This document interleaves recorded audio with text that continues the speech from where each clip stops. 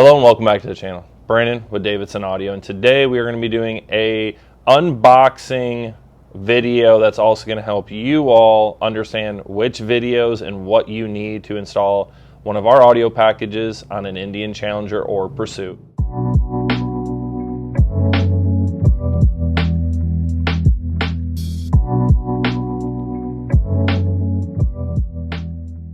The whole premise of this video is it's going to be the introduction to if you're considering buying one of our audio packages. The reason that we felt this video is so important is because we get a lot of questions and we get a lot of customers that kind of get overwhelmed when they get the box, and then they get overwhelmed with trying to fish through our YouTube channel with all the videos. So we wanted to start this video to help guide you all on what videos you need to watch to install a system from start to finish, and then also just compile everything together. So that's why we have one of our audio packages sitting here. I'm going to pull everything out. Now this is for a fairing audio package. This is the foundation to all of our audio packages. So after this video, we'll put a playlist together. We'll put all the videos in there. This will be kind of the forefront of it with the links down in the description of the steps that we like to take with the video link to that video. So that way you can always reference this video and move yourself forward. And then, like I said, this is the foundation. So if you add the lowers, whether they're OEM or aftermarket, the lids, OEM aftermarket, mid-bass or tour pack, it will all build off of this. So let's get started with unboxing our package that we have sitting here, and then we're going to go through what's all in it. So to start, you will have your invoice. Here on our invoice, you'll have our business card and also a sticker that we've been sending out to customers. On the invoice, you're going to have everything that you ordered on it. Plus, we also put all of our serial numbers on these invoices. That way, if you have any issues, we have the serial numbers. We can help submit the RMA, or we can help you get this equipment warrantied out quicker. And it just helps out both of us. So you'll have that. It should be sitting right on top of everything. But as you know with shipping, sometimes stuff gets shuffled around. So the next thing we're going to find in here is our custom-made fairing shroud. This is the water repellent material. This is what we use to protect all of the aftermarket audio equipment. Regardless of what IP rating this equipment has, we like to put this on there because Indian with the adjustable windshield has 3 massive openings into the fairing that allow all of the weather and the rain to shed off the windshield directly into your fairing. So we like to take every precaution that we can to protect your equipment. So the next thing in the box that we're going to take out of here is the DSP. This is a digital signal processor. The whole point of a DSP, and the reason we use it, is it's the way we choose to integrate between the ride command and our aftermarket audio system. This is how we get a good clean signal from that to our amplifier to power everything. And this is the biggest reason why when people ask, well, do you get the 9-band EQ? I tell you no. When you go aftermarket, you will no longer use the ride command EQ. That will stay flat. You need to leave a good flat signal to go from that to your DSP. This DSP in particular has 32 bands of parametric EQ. I won't get into the details of what all that means. Just understand it is way more advanced, has a lot more features than the ride command ever could.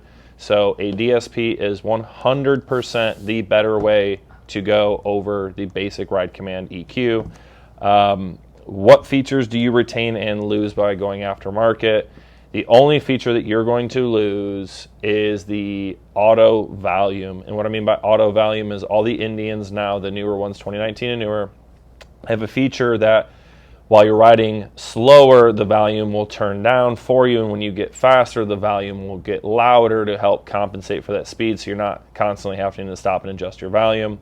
We have not been able to retain that feature. So for right now, that is the one feature you lose. Your handlebar controls, everything else works as intended. So let's continue this unboxing. Let's cut this open and see what this looks like. And again, this is if you were to buy one of our pre-installed and tuned packages for a self-install. So this is the package that's on our website that you could order pre-set up, ready for you to install. So Most likely it's going to look just like this, already pre-soldered, tuned. Let's pull all this stuff out, and the paperwork, this little bundle here and this USB, you do not need it. It's just extra. We put it back in the box because it belongs to this unit. Just set that aside and do not worry about that. You will not need it.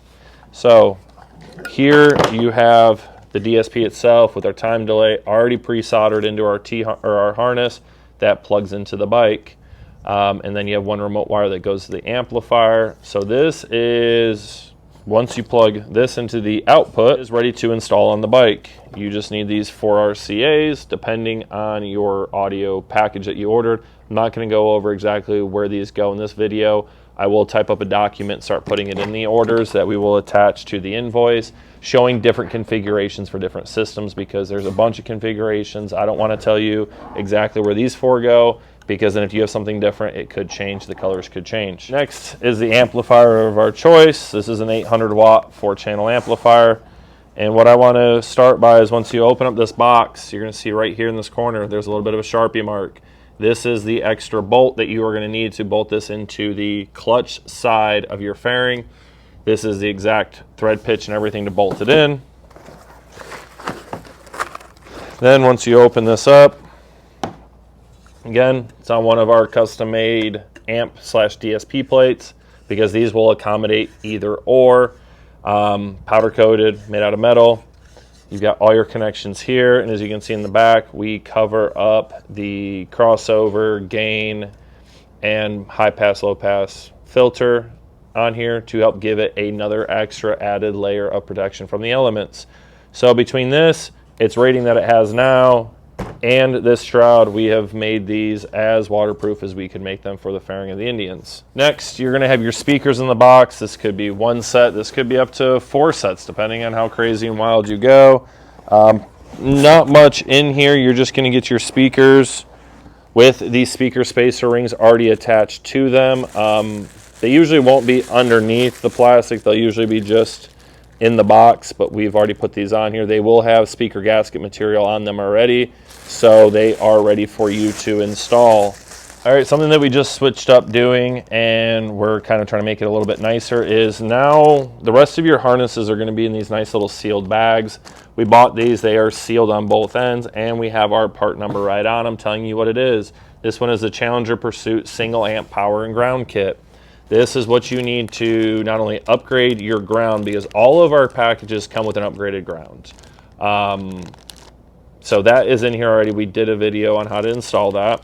And you have your power and ground here. It comes with a waterproof fuse holder here, the correct pre-loomed oxygen-free copper 8-gauge wiring to get the necessary power and ground from your battery up to your aftermarket amplifier. Then right here, this is going to be our fairing harness. This is what's going to go from your amplifier to your aftermarket speakers in the fairing. Again, nice sealed baggie. Both of your crossovers are already on here for those speakers, soldered up, ready to install for you. Again, they are color coordinated. We got the white with the ferrules on it for red and black, positive, negative. The white is for the left and the red, black is for right.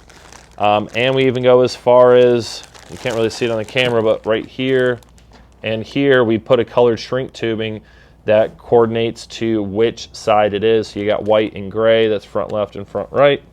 So if you purchase a pre-installed in-tune fairing package for an Indian, Challenger, or Pursuit, that's what you're going to get. We don't do handwritten or paper instructions because we have multiple YouTube videos. I'm a big component of I learn better if I can watch it.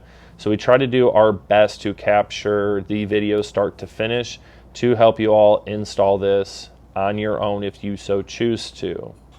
Now, we have multiple videos. Like I said, in the description, I will link all of them out in a particular order that we like to do it.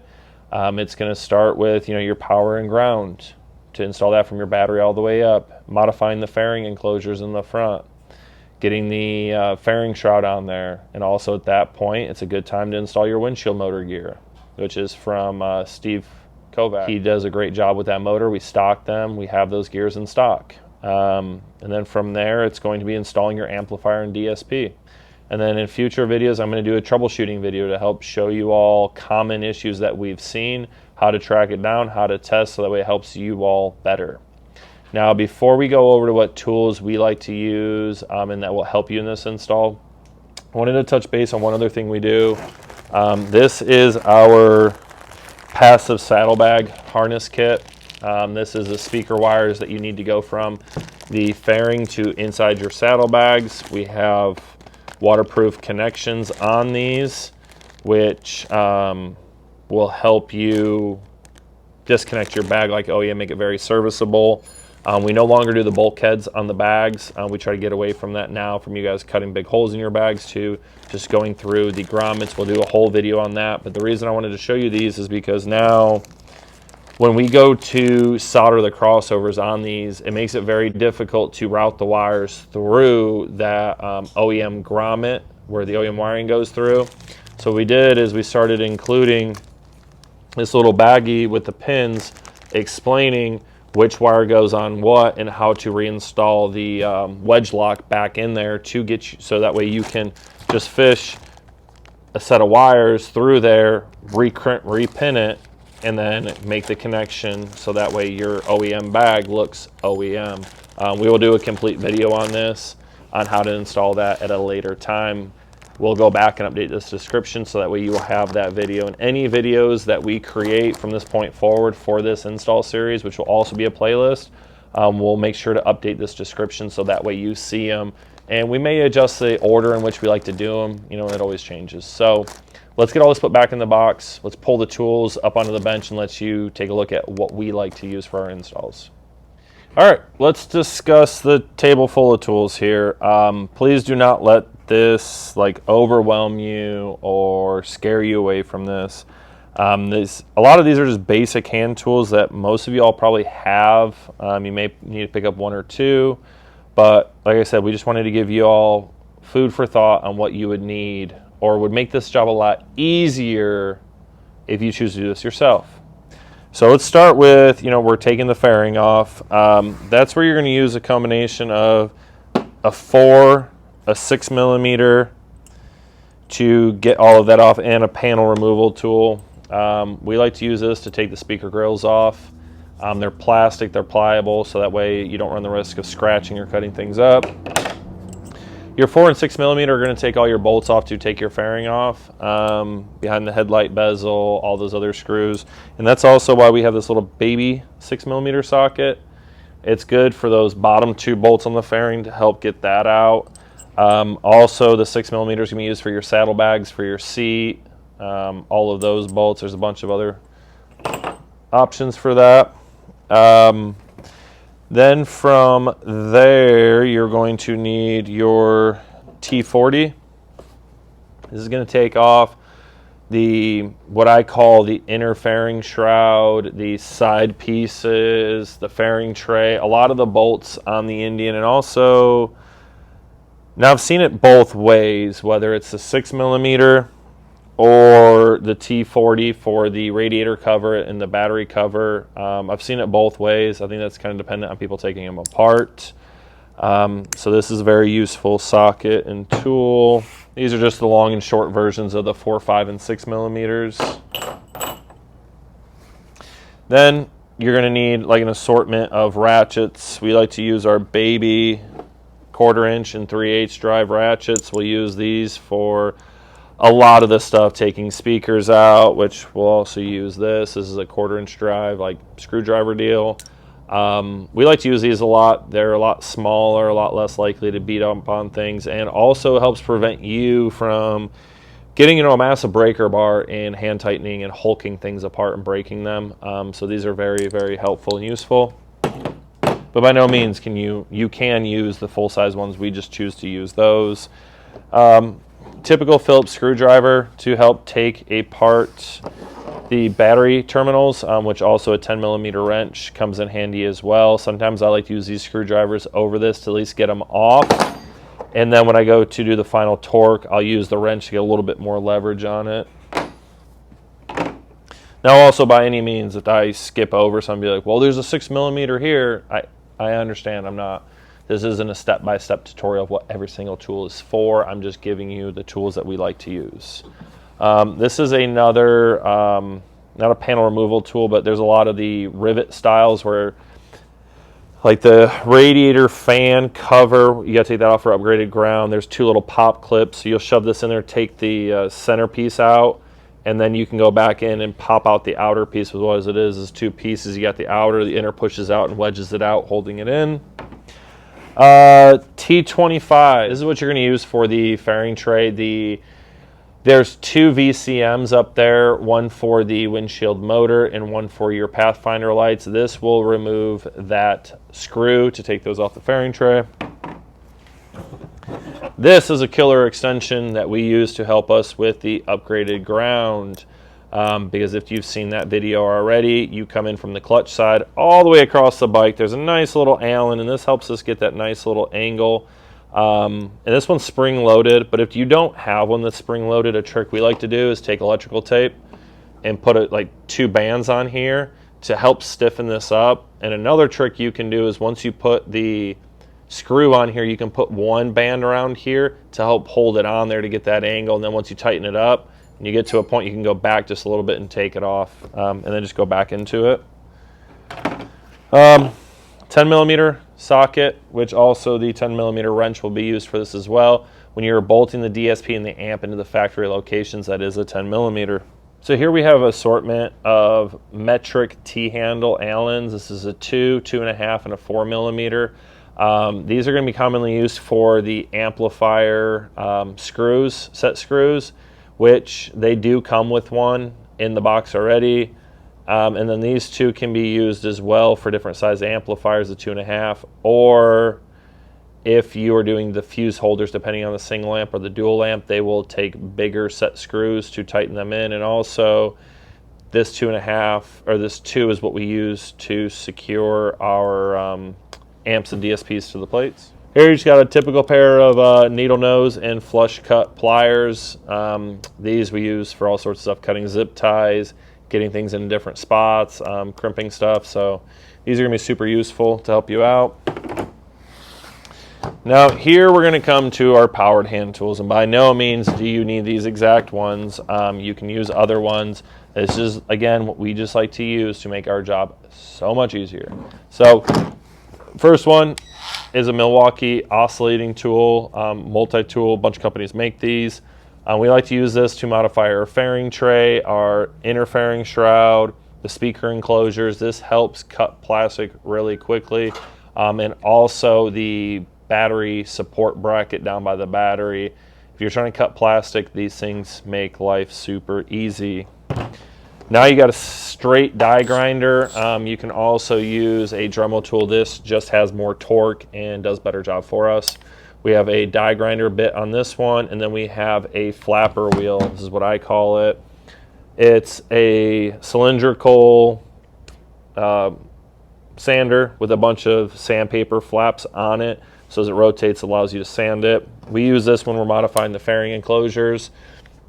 So that way we can open up the opening and also clean off all the casting marks on the inside to give us the maximum clearance for the speaker. Which, another thing I don't have up on here on the table is our heated insert tool. You can also use a soldering iron. Just please be careful. You'll see that in our speaker modification video. There's 2 heated inserts. We heat them up to push them out before we grind them and seal them up.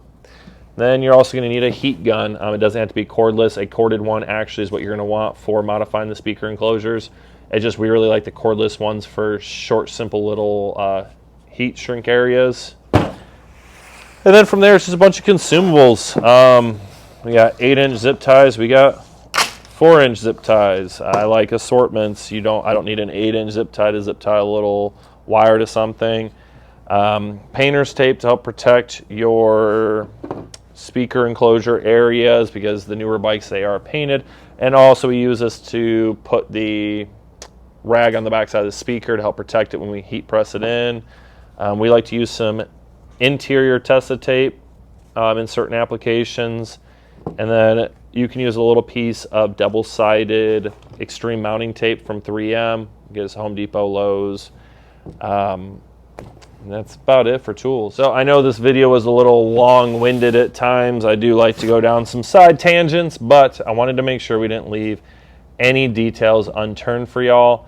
So I hope this video helps you understand all of what goes into installing an audio package, but I also hope it doesn't scare you away, because this is very manageable. Just take your time. But please do me a favor. Do not order an audio package on a Monday and expect to have it shipped and installed before you leave on Friday for a bike event. That will put you in a bind. You'll get super frustrated. Please order this. Have a good weekend, or if you have a time that you can just do a little bit at a time, just knock it out in a week or a couple of days, and just take your time. It is very manageable. It's very doable. I started doing these back in 2020, and Bill, that's now here with us, he watched a bunch of the times, and now he's doing them with his eyes closed because he's done so many of them. But they are very manageable. So I just hope this video helps you all see that and understand it, helps you with some insight on some tools that you might need, and hopefully helps you make the decision if you want to install it yourself, or if you say, no, I don't want to, you want to come down here and see us. We'd be more than happy to accommodate you.